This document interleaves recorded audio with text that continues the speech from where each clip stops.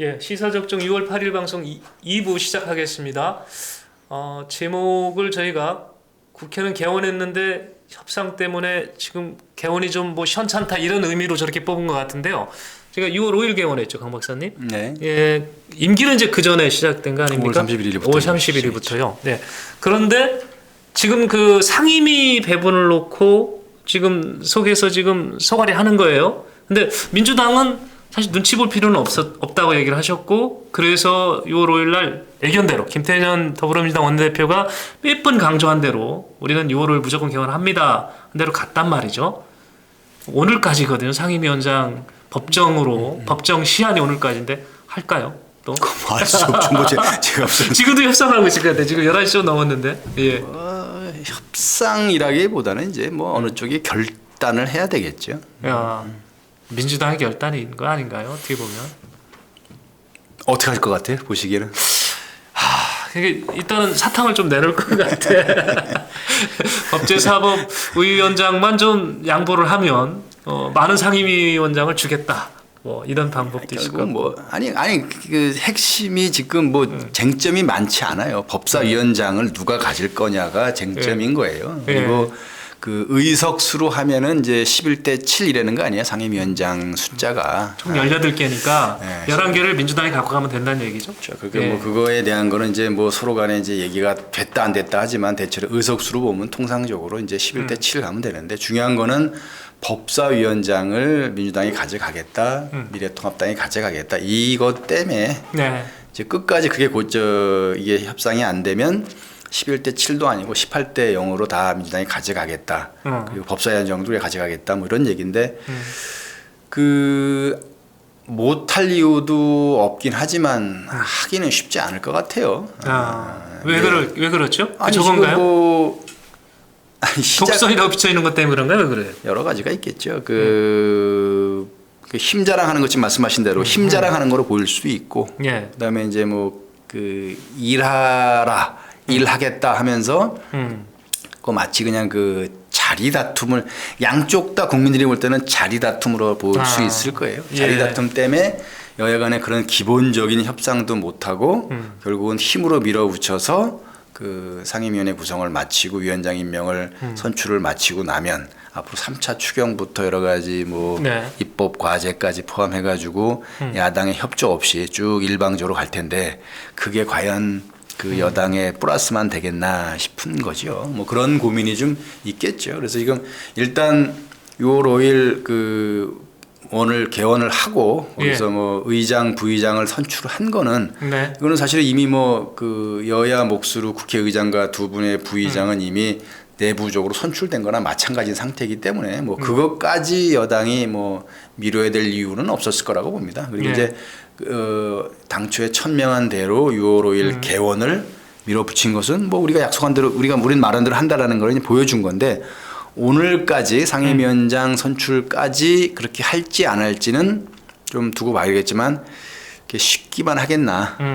양쪽 다 가능성이 있겠습니다만은 그걸 밀어붙여서 그렇게 결론 났을 때 그 후유증이 좀 상당할 거라는 점에서 이렇게 막 하기는 어려울 것 같아요. 하여간에 좀 그렇다고 해서 뭐 미래통합당 쪽에서도 지금 이거를 뭐 양보할 생각은 없는 것 같고 오히려 보면 미래통합당 같으면은 그 이렇게 해서 이렇게 힘으로 밀려서 그 상임위원장을 하나도 못 갖는 상황이 꼭 마이너스만은 아니다라고 볼 수도 있어요. 아니 근데 지금 양당이 이렇게 목을 메고 있는 법제사법위원장, 법사위원장 이 도대체 어떤 자리인데 이렇게들 난린가요? 양쪽 당에서요? 그러니까 이 법안을 만들면 물론 각 상임위별로 법안을 만들고 자구를 만들어서 이제 상임위의 전문위원들을 통해서 검토를 다 거치죠. 그래서 이제 기존의 법률이나 관련된 법률과의 조문 간에 상충이 되거나 어떤 그 안에 있는 법률 내용 속에 뭐 처벌 조항이 뭐 비례 원칙에 어긋난다거나 뭐 과잉의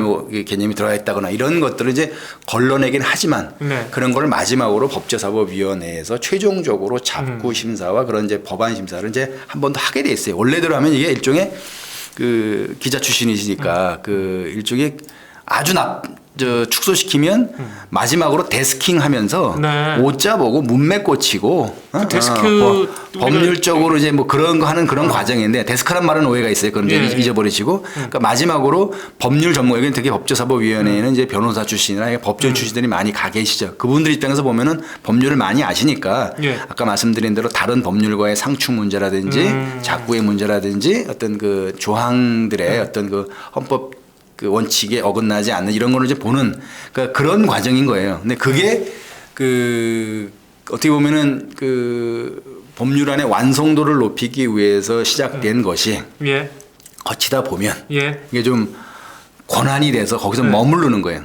쉽게 말하면은 이제 그 기자 초전명 시절에 그 부장이나 데스크가 넌 뭐 기사를 이따로 썼어 하고 집어 던지고 빨간 펜으로 막 너무 써가지고 똑같은데요? 지금 상황이 해가지고 막 기분 나쁘게 하고 자존 상하게 하고 뭐 그런 거 하고 같진 않지만 비슷하게 이게 완전히 똑같은 상임이고 똑같은 의원들인데 이쪽 상임위에서 통과시킨 거를 법사위에서는 마치 자기들이 하나 위에 있는 것처럼 해가지고 뭐 심사하고 잘못됐네 잘못됐네 하고 통과를 안 시키면 법사위를 통과하지 않으면 본회의 상정이 안 됐거든.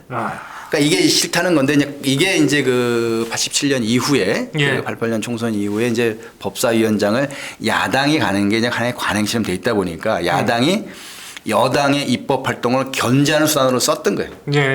그게 이제 여당 입장에서 항상 지금 야당도 여당일 때 그런 생각을 많이 했을 거예요. 틀림없이.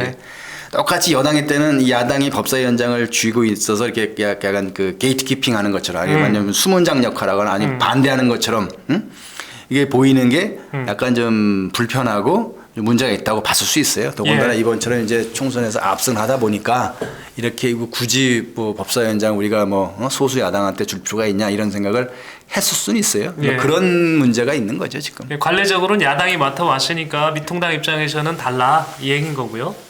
관례적으로 원내대표가 이제 관행도 법이다 뭐 이렇게 얘기를 한 거죠. 사실은 그렇죠. 그게 저는 일리가 있다고 보는 게 뭐 우리가 법치주의 국가긴 하지만 우리가 그 정치라는 거는 그 법에 규정한 법은 사실은 최소한의 규정만 놔둔 거거든. 그리고 이제 시대 변화에 다 맞는 규정을 법이 다 그때 실시간으로 맞춰갈 수는 없어요. 그러면 이제 그거를 해석하고 풀어내는 거를 이제 그 정치 행위로 한다고 치면 거기서 어떤 관행 같은 것도 불문율이라는 것, 뭐 관행이라는 거 이런 것도 법에 적시되어 있지는 않지만 어느 정도 법적 효력에 준해서 서로 간에 합의됐던 거기 때문에 법의 규정이 그렇게 돼 있다고 그래가지고 관행이나 불문율을 다 무시하고 가는 게 과연 바람직한 그 정치 행위인 거냐, 정치 활동인 거냐, 그리고 그게 과연 법치주의에 어긋나는 거냐라고 말하기엔 좀 무리가 있다는 거죠. 그런 점에서 이제 주호영 원내대표의 입장에 이제 일리가 있는 거고 대신에 이제 그 자구 법률안의 그런 그 근거, 자구의 그런 근거가 없다고 그래서 밀어붙이는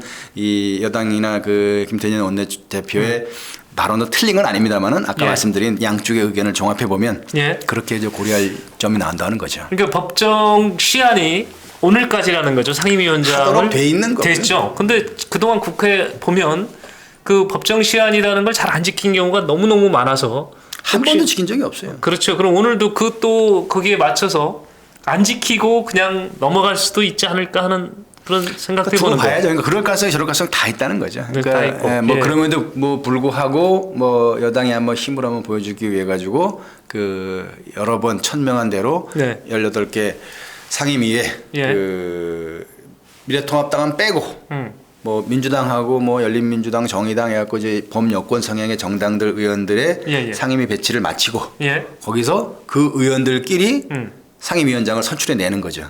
어차피 그 범여권 의원들로만 해도 모든 상임위의 과반수가 다 넘어요. 그렇죠. 의결하는데 아무 문제가 없어요.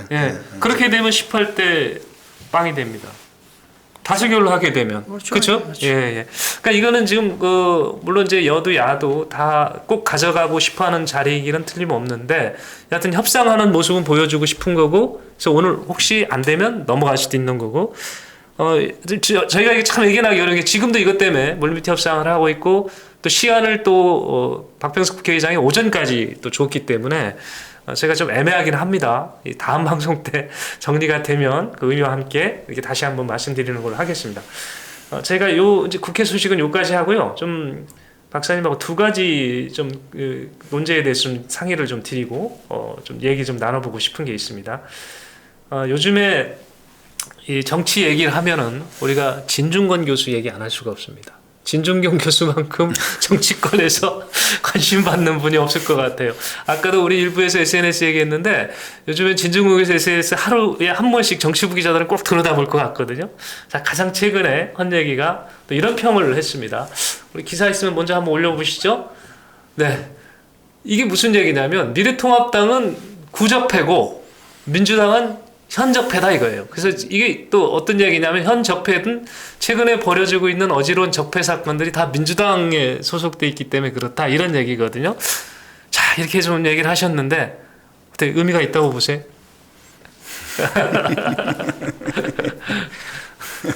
구체적으로 이분이 얘기를 하셨습니다. 누구누구라고까지 이렇게 지목을 하셔서 그거까지 설명을 좀 드려볼까요? 그거까지 기사가 나왔던 거니까 제가 SNS에 올라온 겁니다. 야, 이거 여론조작은 김경수라고 했고요. 뇌물수수는 유재수, 투기 의혹은 손혜원, 입시 부정은 조국, 허위 인턴 증명은 최강욱, 감찰무마 조국, 환경부 블랙리스트 김민경 신미숙, 성추행 안희정 정봉주 민병두 오거든, 선거 개입은 청와대 그 부서, 국고빙 땅은 백원우 윤거영 이렇게 거론했거든요. 이게 전부 다 민주당인데 이분들이 적폐다 이렇게 얘기를 했어요. 뭐 그 표현에 국민들이 뭐 동의하시는 분들이 있을 거고 동의하지 않는 분들도 있을 거고. 하지만 이제 우리 저 진중권 교수님은 이번에 이 상황을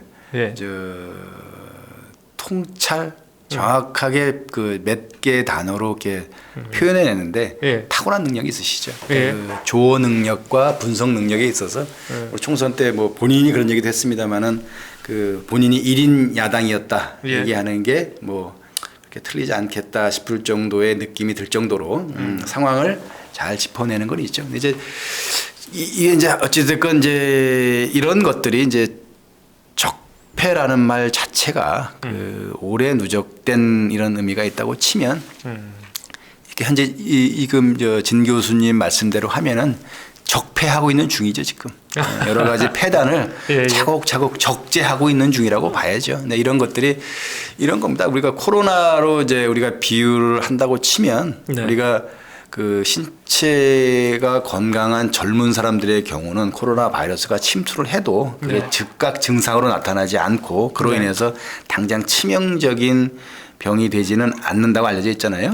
뭐 그다음에 대신에 이제 기저질환이 있는 이제 그 환자들이거나 기저질환이 있거나 아니면 이제 여러 가지로 이제 몸의 기능이 약화된 이제 고령층의 경우는 코로나 바이러스가 이제 아주 치명적인 위협이 될 수 있다는 건데 저는 이런 건건 한두 건이 서로 그 미래통합당과 그 민주당에 상쇄되면서 미래통합당에 대한 국민들의 부정적 인식이 뭐 착착 없어지고 민주당에 대한 그 부정적 인식이 착착 쌓인다고 보지는 않아요. 아직까지는 이쪽이 더 클 겁니다.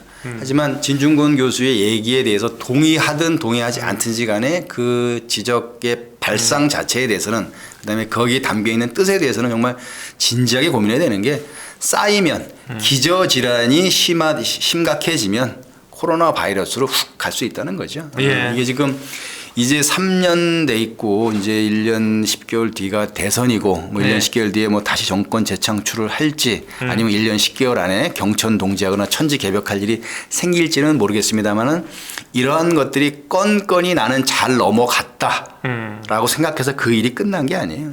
현재 그 우리 저 윤미향 의원 건 같은 경우도 이렇게 저렇게 해가지고 지금 계산한 대로 그 과거에 조국 사태를 잘 넘기듯이 누군가가 뭐 이렇게 어떤 그 논리를 던지고 주변에서 그거를 확산시키고 그게 네티즌들을 통해 가지고 어떤 뭐 적극 지지 세력을 통해 가지고 확산을 시키고 필요하면 사람들이 모여 가지고 한번 새도 보여주고 이렇게 해서 국민 여론을 이쪽으로 호도해 가고 약간 물타기 하고 이렇게 해서 넘어오고 재판은 재판대로 법률 전문가들을 통해서 서로 유야무야 넘어가고 이런 식으로 또 할 수 있겠다라고 하면은 성공할 수도 있어요. 뭐 윤미향 의원 건까지도 언제까지 성공하기는 어려워요. 성공의 기억에 취해 있으면 반드시 그 성공의 기억 때문에 실패가 온다는 거 아니에요. 우리가 실패로부터 실패하는 경우는 별로 없어요. 성공으로부터 반드시 실패가 옵니다. 오만한 자에게는 반드시 대가가 있는 법이라는 게 저 명심해야 될 과제인 거고 어차피 약간 좀 추상적으로 하신 얘기이기 때문에 추상적으로 논평을 하자면 그렇습니다. 그 건건이 지금 여기서 우리가 뭐 옳다 그렇다 할 건 아니고. 진중권 교수의 걱정은 이런 그 말씀드린 어떤 자만과 오만 이런 게 나중에 큰 그런 역풍이 올 수 있다 이런 거를 좀 경계하자 이런 의미로 진중권 교수는 뭐 우려하거나 경계자는 정도는 아니고 비난을 한 거예요. 비난을 한 겁니까? 네. 그거를 그런 식으로 좀 내부적으로 좀 들었으면 좋겠다. 왜냐하면 이제 그 여기도 망하고 저기도 망하고 하여간 어떻게 이 나라는 그 정권을 잡은 사람들마다 세력마다 똑같은 짓을 반복하냐 이런 식의 실망을 국민들한테 안 줬으면 좋겠어요. 네, 알겠습니다. 우리가 이제 더더군다나 이게 지금 어떤 그 세상이 바뀌었다라는 게 세상은 하나도 안 바뀌고 그 윗자리에 앉은 사람들만 바뀐 데더라. 어차피 윗자리는 보수 엘리트에서 보수 엘리트의 무능과 부패 분노에서 그걸 내쫓았더니 또 다른 진보 엘리트가 그 자리에 찾아가고 앉아서 똑같이 무능하고 부패하고 그 불법적으로 기득권을 세습하려 하고 이렇다 한다면은 이 밑에 있는 국민들의 좌절과 분노가 어떻게 되겠냐는 얘기죠. 네. 결코 무시할 수 없는 통계 조사가 있어서 하나 좀 잠깐 짚어보면서 2부 좀 마무리할까 합니다. 국방부가요 지난 3월 홈페이지에 공개한 자료인데 2019년 국방 통계 연계에 따르면 국민 10명 중 4명이 군을 신뢰하지 않는다 이렇게 발표했다는 거예요. 다른 건 몰라도 정치권에서는 뭐 유부력 뭐 지지하는 층도 있고 반대로 뭐 지지하지 않는 층도 있지만 군만큼은 지지하지 않는 층이 있으면 안 되지 않습니까? 이거는 국민이 군을 신뢰하지 않으면 큰 문제인데 이런 조사 결과가 군에서 나왔거든요. 그래서 좀 보니까 특히 젊은 층에서 군에 대한 불신이 굉장히 높게 나왔어요. 우려돼서 이 말씀을 좀 이끌어내 보는 겁니다. 이거는 개선책이 있어야 될 것 같다는 생각이 들어서.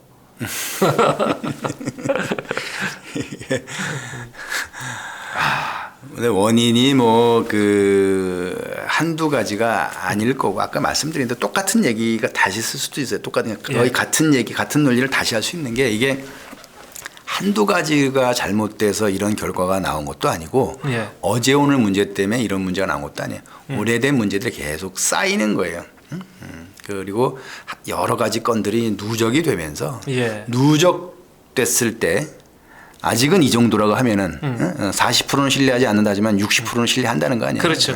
아직까지는 뭐 아주 위험한 수준은 아니고 뭐 아무리 뭐 군이 국가 안보의 기본이고 초석이라 하더라도 그 군에 대해서 뭐 우리가 국민의 100%가 흔들림 없이 뭐 지지하고 신뢰하고 이거는 아닐 거예요.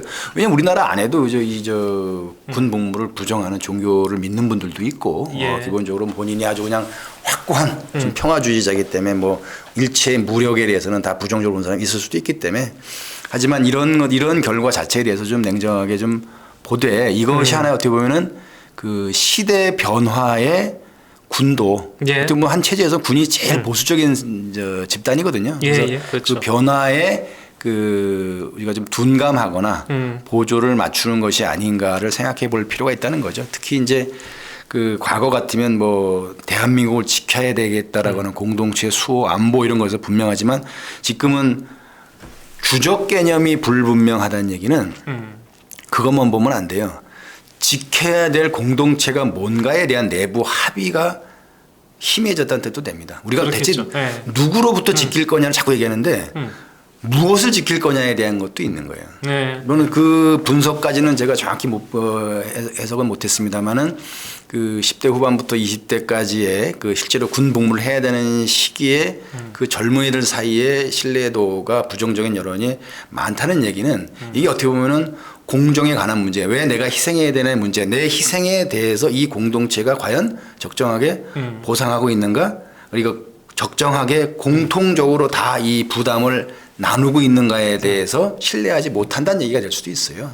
그러니까 뭐 고령층으로 가면은 이게 군의 대비 태세라든지 전투 능력이라든지 어떤 뭐 투명성이라든지 청렴성 이런 게 나오지만 아마 젊은층, 특히 이제 복무를 해야 되는 그 연령대의 젊은이들은 그런 것들이 오히려 더 클 수도 있단 말이야. 더군다나 이제 최근 특히 20대 같으면은 그 젠더 문제와 이렇게 연결돼서 이어져 가지고 그 남자들만 왜 이렇게 희생해야 되냐 이런 식의 논리도 있다는 거니까 그런 것들에 대해서 우리가 그 전체적으로도 봐야 되지만 그 사안별로도 우리가 좀 심각하게 고민할 필요가 좀 있다는 거죠. 이거는 사실은 군 내부에서도 준비해야 되지만 군 내부에서 다 책임 맡길 일은 아니야. 사회적으로도 예. 아까 말씀드린 대로 그 직전에 했던 것처럼 그 이 사회가 그 뭔가 공평하지 않고 공정하지 않고 예. 평등하지 않은 체제를 지키기 위해서 내가 희생해야 된다는 것에 대해서는 사실은 동의하기가 쉽지 않을 수도 있어요. 그러니까 우리 사회 길게 보면 우리 사회 불평등 문제, 그다음에 다시 한번 논쟁이 붙은, 응? 예. 결국은 진보 엘리트층이 보수 엘리트층을 막 비난하고 공격할 때 그 공정과 평등의 문제를 얘기했는데 과연 그러면 자기들이 맡았을 때 공정하고 평등한 체제를 만들기 위해서 얼마나 노력하고 있느냐, 거기에 대해서 자기들이 얼마나 희생하고 헌신하고 있는가에 대해서 어떻게 보면 국민들이 그 인정하지 않는다는 의미도 되고, 그 중에 가장 대표적으로 젊은 세대가 동의하지 않는 비율이 높다고 볼 수 있기 때문에 단순히 이것은 국방에 대한 그 군에 대한 신뢰 비신뢰의 문제가 아니고 예. 우리 그 대한민국이라는 국가 국체에 대한 우리 체제에 대한 그 뭔가 좀 고민이 좀 있어야 될 것 같아요. 예. 그런 문제에 대한 그 의문이 깔려 있을 수도 있거든 사실은. 네, 이게 국방에 관한 부분은 군내에서만 문제가 아니라 우리 사회가 전체적으로 참여해서 방향을 찾고 대안을 찾는 게 필요하다는 말씀이신 것 같은데요. 이런 긍정적인 답변이 있어서 이거를 좀 안내해 드리면서 오늘 방송을 좀 마무리하려고 하거든요. 우리나라에 전쟁이 일어나면 어떻게 하시겠습니까? 이런 질문을 국방부가 했는데 응답자의 75.1%는 군대에 들어가거나 직접 싸우거나 군대를 돕겠다고 답변을 했다고 합니다. 이런 거 보면 굉장히 긍정적인 부분도 많거든요. 우리가 살고 있는 땅이기 때문에 그런 것 같은데요. 하여튼 저희가 오늘 시사 접종 2부를 통해서는 21대 국회 개원을 다루면서 협상이 끝까지 좀 잘 마무리되기를 바라는 마음에서 협상은 뭐 되고 안, 그러니까 네. 저도 마지막 한 말씀 드리면 협상이 네. 되고 안 되고는 사실은 이게 뭐 이렇게 중요한 문제는 아니에요. 예, 예. 그건 이제 지켜보면 돼요. 네. 정말로 여야의 그 국회에 대한 인식, 네. 그 앞으로 이 대한민국을 어떻게 그 끌어나가겠다는 인식이 그냥 보여지는 거고, 그 국회에서 지금 네. 말씀하신 이런 문제들이 좀 진지하게 고민이 돼야 되는 거예요. 네. 이런 문제를 해결하라고 국회를 하는 거지, 거기서 내가 무슨 위원장은 내가 맡고 내가 177석인데 내가 왜 못하는 거고 왜 전에는 했는데 왜 이번에는 안 주냐, 이런 얘기를 하는 거 자체가 국민들이 볼 때는 한심스러워 볼 수도 있다는 얘기예요. 네. 국회 역할이 이제 뭔지를 분명히 생길 것 같습니다. 자, 시사 집중 2부 예, 여기서 마무리하겠습니다. 네, 다음 시간에 뵙겠습니다. 고맙습니다.